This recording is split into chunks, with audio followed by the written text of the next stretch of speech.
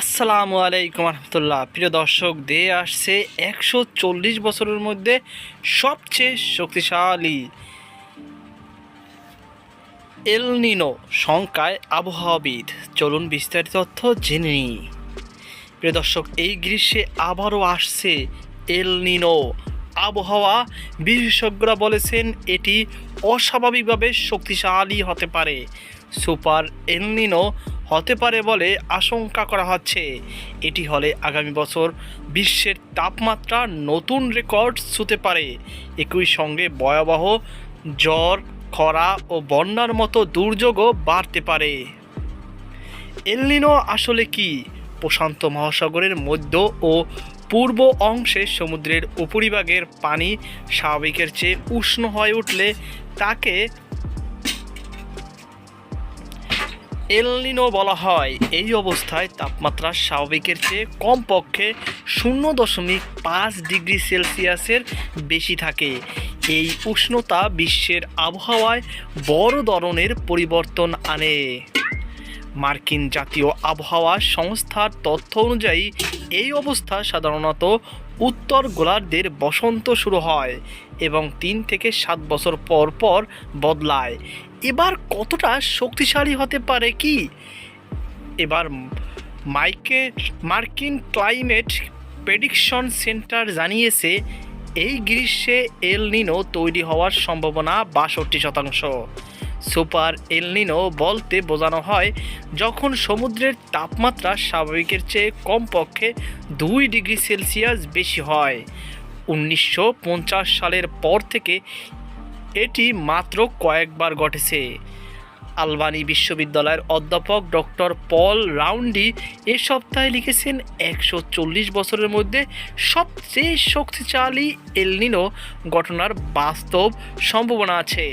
Miami বিশ্ববিদ্যালয়ের doctor Andy হেজেলটন বলেছেন সব মডেল ও পর্যবেক্ষণ একই দিকে ইঙ্গিত করছে।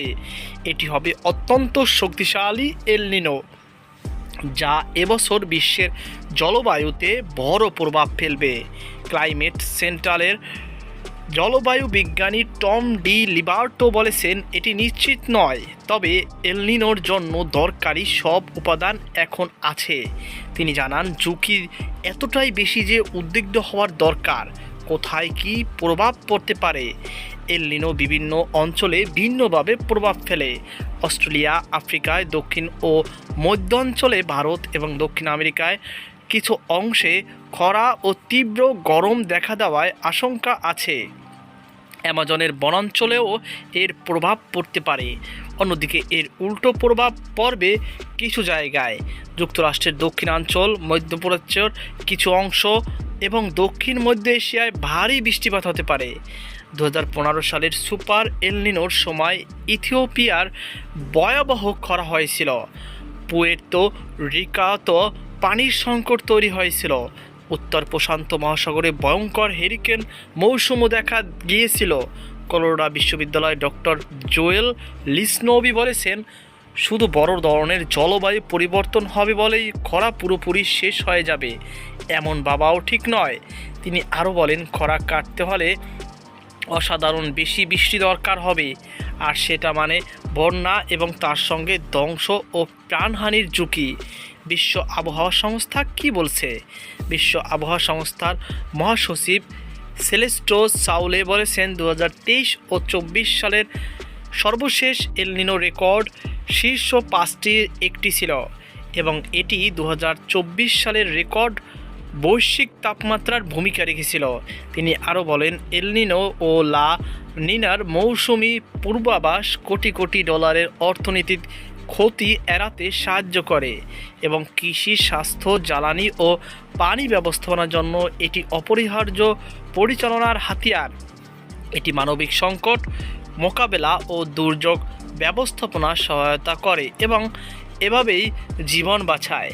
বিশেষজ্ঞরা বলেছেন আগামী কয়েক মাসের মধ্যে আরও স্পষ্ট তথ্য পাওয়া যাবে, তবে এখনই প্রস্তুতি নেওয়া জরুরি বলে তারা মনে করছেন। সূত্র দ্য গার্ডিয়ান। তো প্রিয় দর্শক, এই ছিল আমাদের সর্বশেষ আপডেট। সকল বাধা সুস্থ থাকুন। আজকে পর্যন্ত আল্লাহ হাফেজ।